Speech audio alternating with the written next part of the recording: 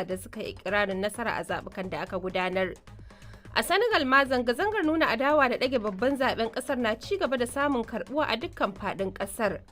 A Najeriya yayin da babban bankin ƙasar ya shaida wa 'yan majalisar dattawa matakin sanya dala biliyan 10 a kasuwar canji. Wasu 'yan majalisar na ganin karkatar da kuɗin ga manoma zai fi dacewa. Na yi masa bayani akan misali ka ɗauki masu sarrafa shinkafa 30 ka ba su rance na naira biliyan 10 kuma ka ba su hekta 10,000 ta shinkafa. To har yau a Najeriya a jihar Kano 'yan kasuwa sun mayar da martani game da yunkurin da hukumar yaƙi da cin hanci da rashawa ke yi na dirawa masu ɓoye kayan abinci. Mu dai 'yan kasuwa na nan jihar Kano waɗanda suke sai da kayan masarufi, kayan nan baya zama har ka ɗauke shi ya kai shekara ko kai wata 6 da shi. In kai haka ƙarshe sai dai ka zo kai asara.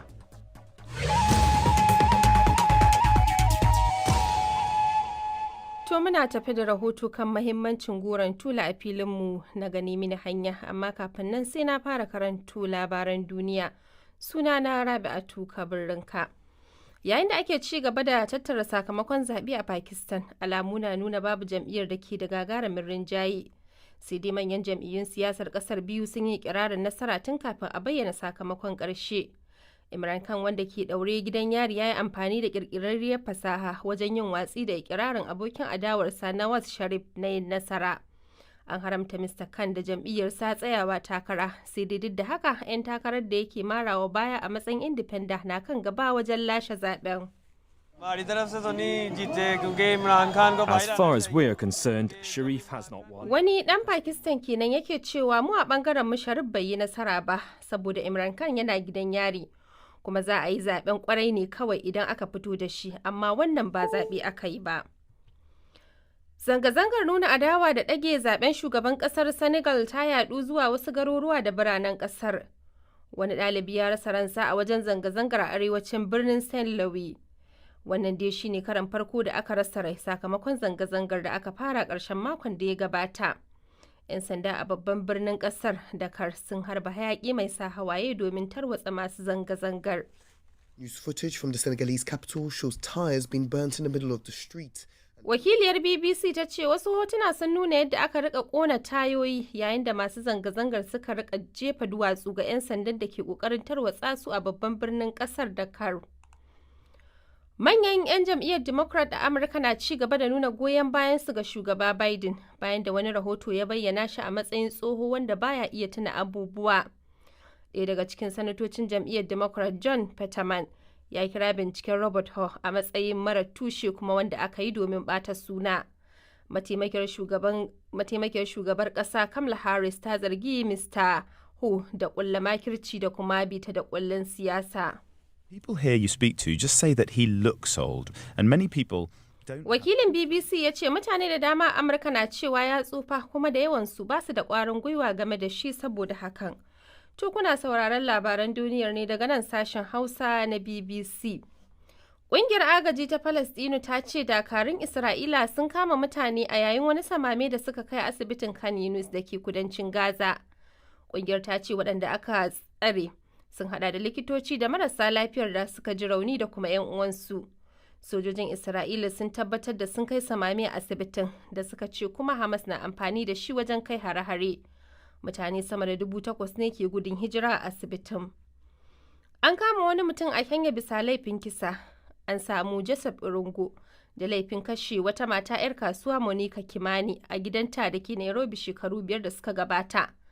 An wanke tsohuwar budurwarsa Jack Maribe wadda fitacciyar 'yar jarida ce bayan da hukumomi suka zarge ta da ba da bayanan ƙarya da kuma ɓoye shaida ta hanyar ƙona kayan Mr. Irungu. Har yanzu dai ba a tabbatar da laifin kisan ba. To ƙarshen labaran duniyar kenan daga nan sashen Hausa na BBC.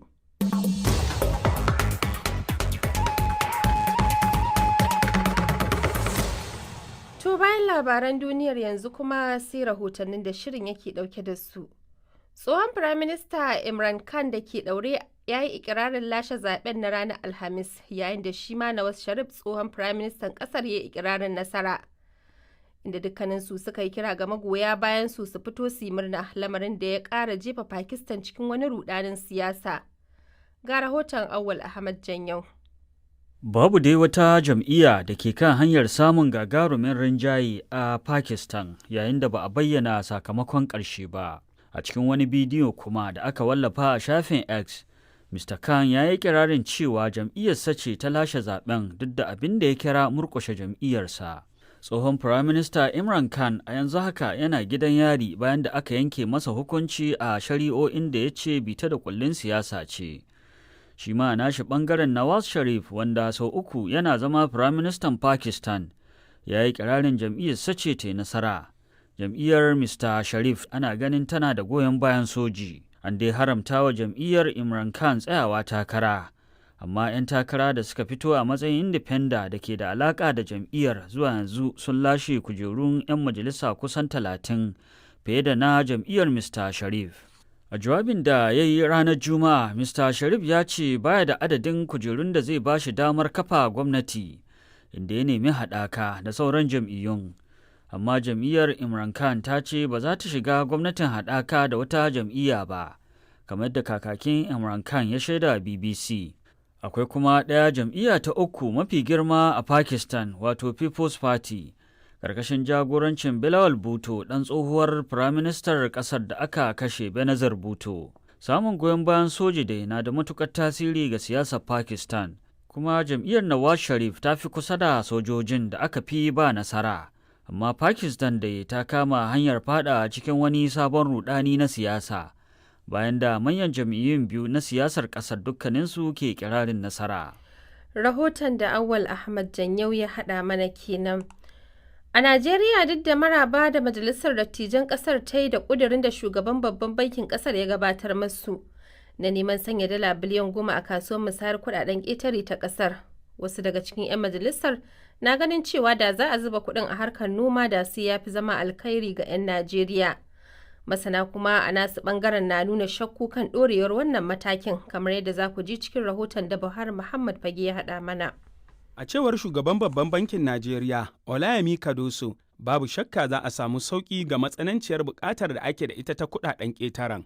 Amma a wajen wasu 'yan majalisar irin su Sanata Babangida Hussaini, da za a karkatar da kuɗaɗen zuwa fannin noma, da hakan ya fi dacewa. Na yi masa bayani akan misali ka ɗauki masu sarrafa shinkafa 30, ka ba su rance na naira biliyan 10 ba kuɗin ruwa kalilan kamar kashi 7 ko 8 kada dai ya kai kashi 10. Kuma ka ba su hekta 10,000 ta shinkafa. Kowannensu zai iya noma maka shinkafa aƙalla wadda za ta kai tan 100,000. Idan aka cashe ta za ka iya samun shinkafa kamar tan miliyan 2.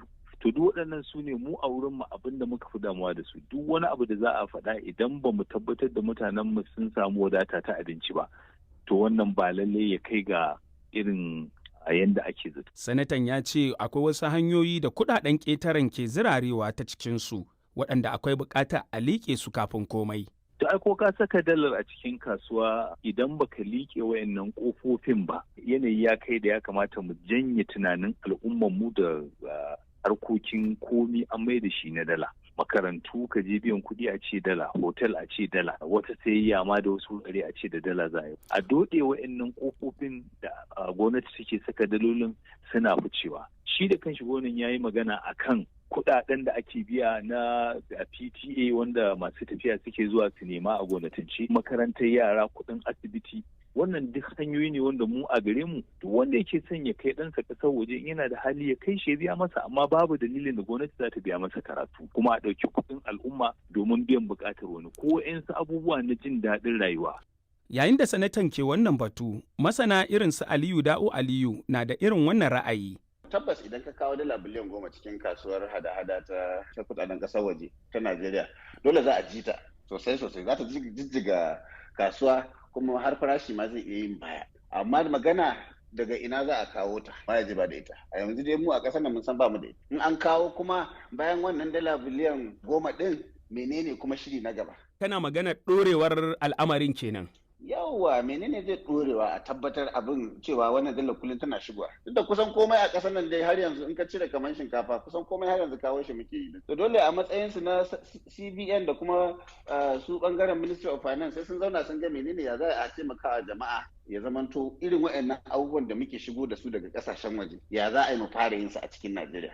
Da yawa daga cikin masu ruwa da tsaki a Najeriya na ci gaba da nuna damuwa kan yadda farashin dala a ƙasar ke ƙara ta'azzara da kuma matsin rayuwa da 'yan ƙasar ke ciki wanda ake alakantawa da tashin dalar. Shi ne dalilin da ya sanya CBN da ke da alhakin samar da kuɗaɗen ƙetaren ke ta faɗi tashin lalubo hanyar samawa al'umma sauƙi a madadin hukumomi.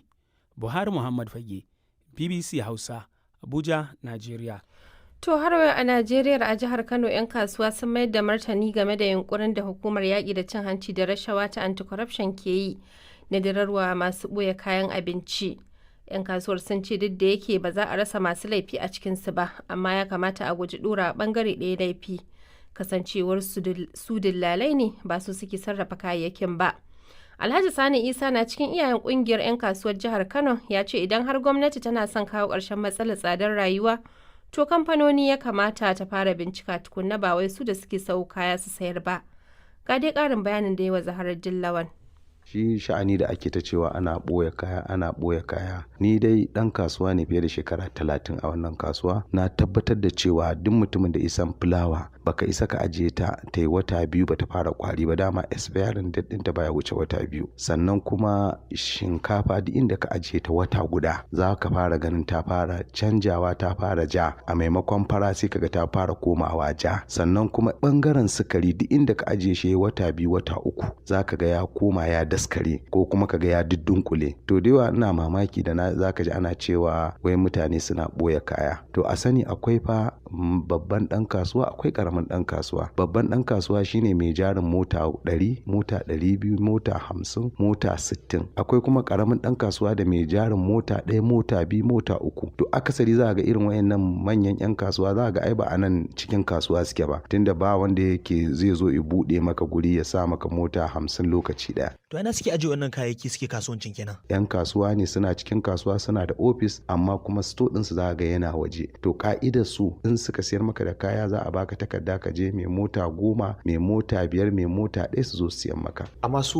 hukumomi abinda suke cewa shine a cikin 'yan kasuwa sun samu bayanai daga al'umma akwai wanda suna nan sun makare su da kaya suna takidin su ƙara kuɗi su fito da shi. To magana ta gaskiya an sha yin wannan maganganu, kuma bana mantawa shi ma kansa wa mai shugaban wannan hukuma inda zai duba Allah a baya an sha gaigaya masa irin wannan, sai a je inda ake zaton za a samu kayan sai a je a tarar da wani wajen ma bai fi mota 1 ba, bai fi mota 2 ba. A yadda ake cikin tattalin arzikin nan fa, magana ta gaskiya ba kamfanin da yake yanzu a Najeriya da zaka je ka tunkare shi ji zaka sai mota 50 ma i saurare ka, zai ce maka sai dai ya baka allocation mota 2, mota 1, mota 3. Ito amma duk da haka ana zargin cewa 'yan kasuwar a cikin ku akwai wanda suke boye wannan kaya suke dada ruruta maganar wannan tsadar kayayyaki. Ai alhamdulillah, kamar yadda ya faɗa, ai kofa a buɗe take. Duk inda ake ganin akwai kayan, to ai kamar yadda ya ce za a iya zuwa kotu, to ai abu ne mai sauki, a je kotun a tabbatar da laifin, sai kuma a zo a kawo waranti a zo a buɗe sto din, ba wani matsala. Amma ina sake tabbatarwa da cewa mu dai 'yan kasuwa na nan jihar Kano wanda suke sai da kayan masarufi, kayan nan baya zama har ka ɗauke shi ya kai shekara ko kai wata 6 da shi. In kai haka ƙarshe sai dai ka zo kai asara. Amma ana ganin kuna karawa idan wani abu ya karato kamar azumi ko sallah ko wasu bukukuwa. To in har wannan ake so, to kamata yi aje kamfanin nuka kuma. Mu fa ba mu ne masu masana'anta ba, iyakacin mu dillalai ne wanda muke cin naira 100 yayi yawa naira 200. Su ne da yawa wasu factory ma idan tun yanzu wasu ma daina sai da kayan, wasu sun tsan sai da kayan sun koma allocation, musamman kamfanin taliya da kamfanin sukarin, wasu da yawa yanzu sun dan rage ba da kayan saboda halin da ƙasar take ciki. Wato allocation kamar a baka takarda a ce yawa a ce kamar kana neman tirela 10 za a ce maka sai dai ka samu 1 ko kuma guda 2. Kuma ba mu ce dukkan mu 'yan kasuwa tsarkakakku ba ne, dole za a samu mutanen kirki, za a samu bara gurbi, amma dole ya kamata a duk abin da za a yi adalci, a yi abin cikin nutsuwa don a tantance inda baraka take, ba wai lokaci ɗaya a ce an jibga wani bangare ko wani sashi laifi ba. Alhaji Sani Isa kenan ɗaya daga cikin iyayen ƙungiyar 'yan kasuwan jihar Kano. To yanzu karfe 7 saura minti 16 a Najeriya da Nijar, 6 saura minti 16 a agogon GMT da Ghana. Rabi'a ta kabarin kacce ke gabatar muku da wannan shiri daga sashen Hausa na BBC. To nan gaba a cikin shirin muna tafe da labarin wasanni.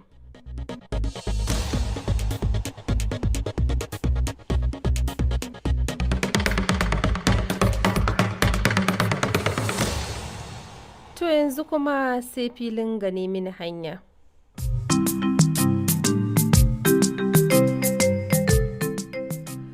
Baya ga goro gama gari da akan yi amfani da shi yau da kullum wajen ci da ɗaurin aure ko raɗin suna da yin kyauta da dai sauransu, akwai kuma namijin goro da akan danganta da maganin cutuka da dama. Kana akwai wani nau'in da ake kira goron tula, wanda nasa amfanin ya sha bamban da sauran gorukan.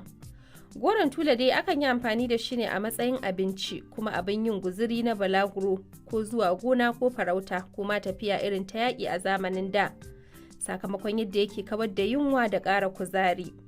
Abdulsalam Ibrahim Ahmed ya ziyarci yankin Tula na jihar Gombe da ke arewacin Najeriya, inda wannan goro na tula ya fice. To a filinmu na gane mini hanya na wannan makon za mu ji irin tsarabar rahoto na musamman ne da ya haɗa kan wannan nau'in goron.